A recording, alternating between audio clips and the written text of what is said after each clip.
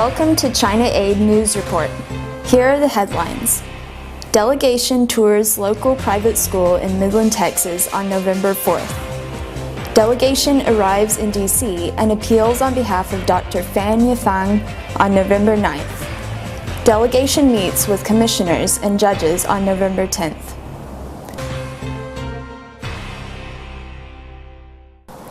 On November 4th, Christian educator Ron Leong visited Midland Classical Academy, MCA, a private Christian school located in Midland, Texas. He was given a tour of the school by Laura Schumann, the office manager for the grammar school. They discussed tuition, student schedules, classroom setup, and other basic facts about the academy. Ron was also able to view the school's facilities, such as the sports fields and science labs. Ron and MCA are hoping to be able to join forces in the future to establish a private Christian school in China, built on some of the same standards as MCA. Ron Leong is considered a pioneer of Christian schooling in China. China was without an accredited Christian school since 1952, until Ron founded one in 2002. The school has since been shut down by government authorities. Ron told China Aid that what he learned on Thursday will certainly contribute to the future of education in China. The fifth day of the visit to the U.S. for the delegation focused on democracy and religious freedom took place in Washington, D.C.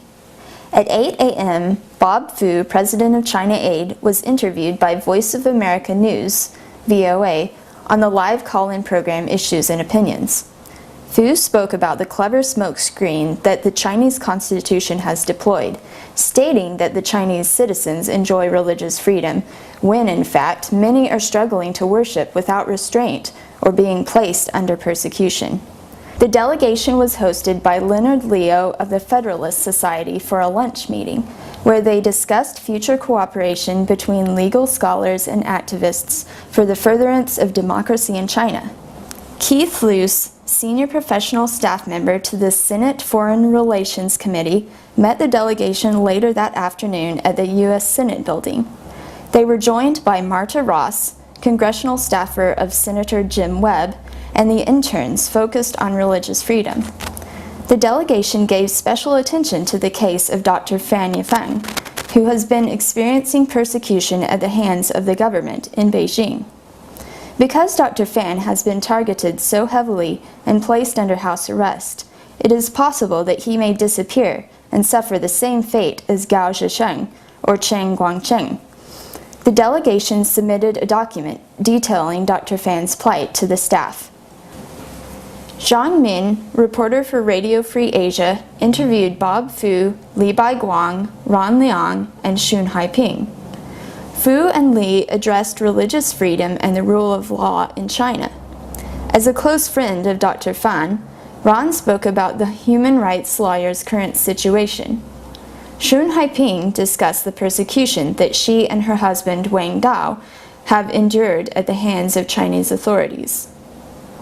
The November 2010 Chinese delegation to the United States continued their itinerary in Washington, D.C. and met with U.S. commissioners, congressional staff, a Supreme Court justice, and a judge on the U.S. Court of Appeals.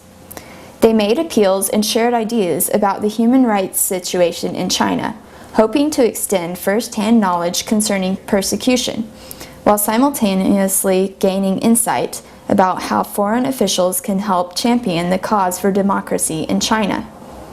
At 9 a.m., they were welcomed by the United States Commission on International Religious Freedom for a commissioner consultation. Elizabeth Hoffman, a congressional staffer for Frank Wolf, invited the delegation for a meeting in the Rayburn House office building. Other congressional staff were present, and the delegation participated in a question and answer session after addressing the audience. Afterwards, they convened at the Supreme Court for an appointment with Justice Antonin Scalia. The delegation was also given the honor of meeting with Judge Douglas Ginsburg, who serves on the U.S. Court of Appeals. Thank you for watching today's news report. Please continue to pray for the persecuted Christians in China. See you next time.